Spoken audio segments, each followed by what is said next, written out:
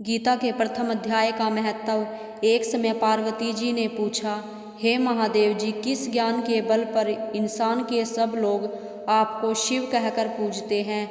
मृगछाला ओढ़े और अपने सभी अंगों में शमशान की विभूति लगाए, गले में सर्प और नरमुंडों की माला पहने हुए हो, इनमें तो कोई भी पवित्र नहीं है।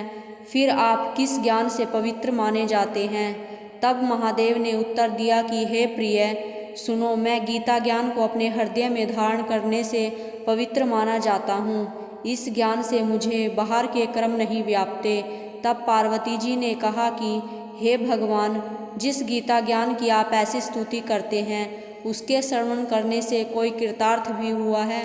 महादेव ने उत्तर देते हुए कहा कि इस ज्ञान को सुनकर बहुत से जीव कृतार्थ हुए हैं और आगे भी होंगे। मैं तुम्हें एक पुरातन कथा सुनाता हूँ, तुम सुनो। एक समय पाताल लोक में शेषनाग की सैया पर श्री नारायण जी नैन मूंद कर आनंद में मगन थे।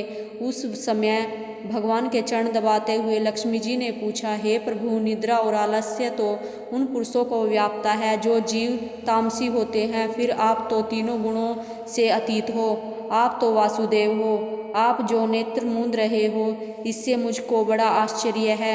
नारायण जी ने उत्तर देते हुए कहा, हे लक्ष्मी, मुझको निद्रा आलस्य नहीं व्यापता। एक शब्द रूपी जो भागवत गीता है, उसमें जो ज्ञान है उसके आकार रूप है। यह गीता शब्द रूप अवतार है। इस गीता में यह अंग है। 5 अध्याय मेरे मुख हैं, 10 अध्याय मेरी भुजा हैं, 16वां अध्याय मेरा हृदय है और मन और मेरा उदर है, 17वां अध्याय मेरी जंघा है, 18वां अध्याय मेरे चरण हैं। गीता श्लोक ही मेरी नाड़ियाँ हैं और जो गीता के अक्षर है वे मेरे रोम हैं। ऐसा मेरा शब्द रूपी जो गीता ज्ञान है, उसी के अर्थ मैं हृदय में विचार करता हूँ और बहुत आनंद प्राप्त करता हूँ। लक्ष्मी जी बोली, हे श्री नारायण जी, जब श्री गीता जी का इतना ज्ञान है तो उसको सुनकर कोई जीव कृतार्थ भी हुआ है, सो मुझसे कहो। तब श्री नारायण ने कहा, हे लक्ष्मी, गीता ज्ञान को सुनकर बहुत से जीव कृतार्थ हुए हैं, सो तुम श्रवण करो। एक व्यक्ति था जो चांडालों के कर्म करता था और तेल नमक का व्यापार करता था। उसने एक बकरी पाली। एक दिन वह बकरी चराने के लिए वन में गया और वृक्ष के पत्ते तोड़ने लगा। वहाँ उसे एक सांप ने डस लिया, जिससे वह तुरंत मर गया। मरने के बाद उसने बहुत से नरक भोगे और फिर उसका जन्म बैल के रूप में हुआ। उस बैल को एक भिक्षुक ने मोल लिया। वह भिक्षुक उस पर चढ़कर सारे दिन मांगता फिरे। जो कुछ भिक्षा मांग कर लाता, वह उसे अपने परिवार के साथ मिलकर खाता और वो बैल सारी रात द्वार पर खड़ा रहता। उसके खाने पीने की भी कोई ख्याल नहीं करता था और सुबह होते ही बैल पर चढ़कर फिर मांगने निकल जाता। जब बहुत दिन हो गए तो वह बैल भूख से गिर गया, लेकिन उसके प्राण नहीं निकले। नगर के लोगों ने देखा और उस बैल को कोई तीर्थ का फल दे, कोई व्रत का फल दे, तब भी उस बैल के प्राण नहीं छूटे। एक दिन गणिका आई। उसने लोगों से पूछा, यह कैसी भीड़ है? तो उन्होंने कहा कि इसके प्राण नहीं निकलते, अनेक पुण्यों का फल दे रहे हैं तो भी इसकी मुक्ति नहीं होती। तब गणिका ने कहा कि मैंने जो कर्म किया उसका फल मैंने इस बैल को दिया है। इतना कहते ही बैल की मुक्ति हो गई। तब बैल ने एक ब्राह्मण के घर जन्म लिया। पिता ने उसका नाम सुशर्मा रखा। उसके पिता ने उसे पढ़ाया लिखाया। उसको अपने पिछले जन्म की सुध थी। उसने एक दिन मन में विचार किया कि जिस गणिका ने मुझे बैल की योनि से छुड़ाया था उसका दर्शन करूं। विप्र चलते चलते गणिका के घर गया और कहा, आप मुझे पहचानती हैं? गणिका ने कहा, मैं नहीं जानती, तुम कौन हो? तब उसने कहा कि मैं वही बैल हूँ जिसको आपने अपने पुण्य दिए थे। तब मैं बैल की योनि से छूटा था, अब मैं विप्र के घर जन्म लिया हूँ।